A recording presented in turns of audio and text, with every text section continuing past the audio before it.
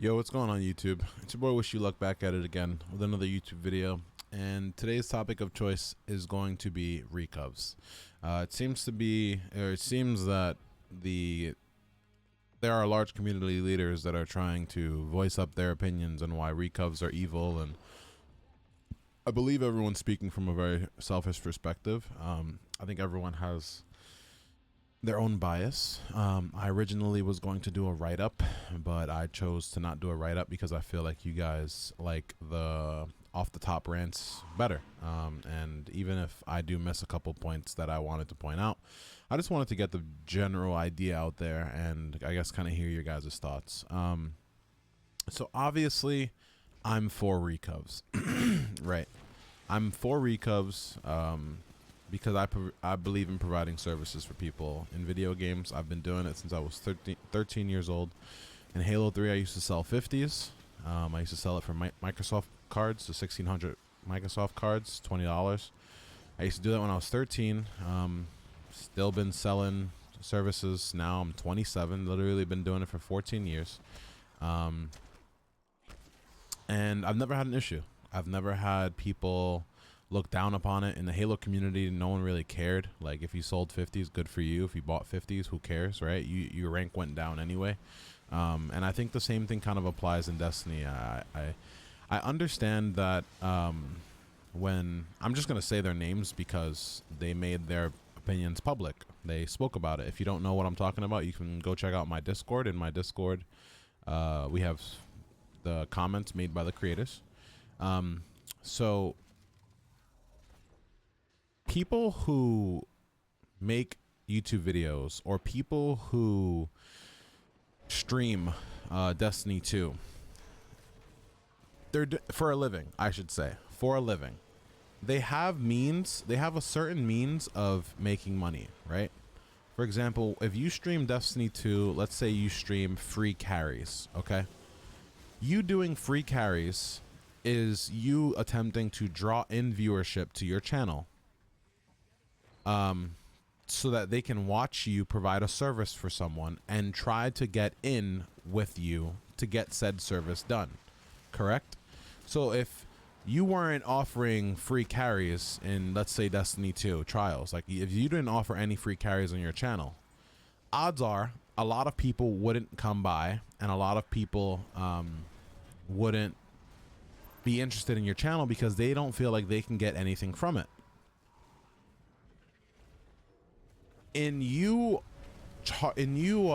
offering those free carries, and in you increasing your viewership, and in you increasing the amount of people that come to your channel on a weekly basis, I should say, you're increasing a lot of things that benefit you financially. So the more viewers you have, the more traction your channel has, the higher up you are in viewership directories, the more odds you have of getting subscriptions, the more odds you have of being noticed, the more odds you have of being partnered on Twitch. A lot of people who offer free carries back in Destiny 1 are now partnered streamers and are big streamers, and that's where they started. They started as a free trial service carry streamer. They might say that, you know, they made content before that, but a lot of people didn't catch traction up until they started offering free carries. So the free carries, which is providing a service for someone, albeit free, it's not necessary. It's free for the person that's you're playing with, but it's not necessarily free in a sense that that person has to invest their time into your channel in an attempt to get a chance at going to the lighthouse. So let's say somebody wanted a free carry and I told them, okay, I'll give you a free carry if you watch 300 hours of my stream. That's 300 hours of their time wasted for a chance at the lighthouse. Now let's say that person wins that raffle, they get the free carry, and on game 7 we lose. Next game 7 we lose again. That's it, the run's over. That person wasted 300 hours of their life trying to get a free carry with me. 300 hours of their life that they can't get back. Now, when I say time is money, I say time is money because our time on this planet is very limited, right? Our time on this planet is so short. Life is so short, and it's better to enjoy life in doing things that you enjoy doing than doing things you don't necessarily enjoy doing. So the way I see it, the way my brain works is it makes more sense to pay someone a certain amount of money so that you don't have to waste any of your life doing something you don't want to do. Now that's just under the assumption that the person doesn't actually enjoy playing Trials, right? Like, there are items in Trials of Osiris that make the game as a whole easier, that people need or want, even if they just want it. There are items in the game that make their in-game lives easier, so they want them. Paying a price simply expedites that process. Now you could say, like, well, why don't they just get good, and why don't they just do it themselves? Now here's my response to that. Assuming someone has time to take out of their day playing Trials of Osiris is one thing, right? So normally people work 9 to 5s, and in America, you know, if you work a average job, you know, you can barely scrape by. A lot of people can't get by well off. A lot of people are scraping by, you know, living paycheck to paycheck in America. These people don't have the time to spend time with friends. They don't have the time to spend time with family. They have kids, they have parents, they have things that they want to do. They don't have time to waste sitting on Destiny on the weekends if they don't get to do things on the weekdays that they normally want to do. Like, for example, I'm a family man, right? I have 3 kids. I have a wife. I do things on the weekends with my family. I like going to families' houses. Obviously not during COVID, but, you know, we go out, we go to restaurants, we go food shopping, we run errands, we hang out with friends, we go see family.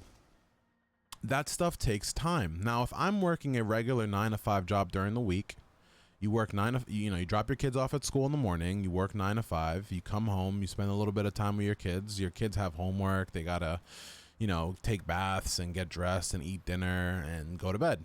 So realistically, you're talking maybe 2 hours with your kids of like leisure time a day. Okay. So 2 hours with your kids of leisure time a day. It's like your kids and your wife and your husband, those are the people you love, right? Those are the people you want to spend your most time with. And you can't, because life happens. Everyone is busy trying to just get ahead of the rat race, right? Everyone is busy working so that they can afford a living. So some people just don't have the time to play the games that they love, but they want the things in the game that they love. They want them, and they don't have the time to do so. So they purchase it. There's nothing wrong with that. In fact, I think there's more of an issue wasting 300 hours of your life watching a stream in a chance to get a raffle ticket for a chance to win a free flawless with the chance of losing said flawless. And that's it. You just burned 300 hours of your life. Like I said, I come from a very selfish perspective because I do recovs, and recovs have allowed me to do a lot of things in life that I otherwise wouldn't have been able to do. But at the same time, I feel like a lot of these content creators, they're speaking in very elitist ways. So like, they're saying stuff like, you know, recovs are awful for the game, recovs should be a bannable offense, etc., etc. But these are the same people that are making money doing free carries, making money because of the channel growth because of Trials, making money on Destiny content by asking people if they can use their accounts for weapons. Everyone has a selfish back. Everyone in the world has some sort of selfish bone in their body. And a lot of these opinions from these content creators are from selfish perspectives. You have to think to yourself, why would this guy not want recovs to be a thing?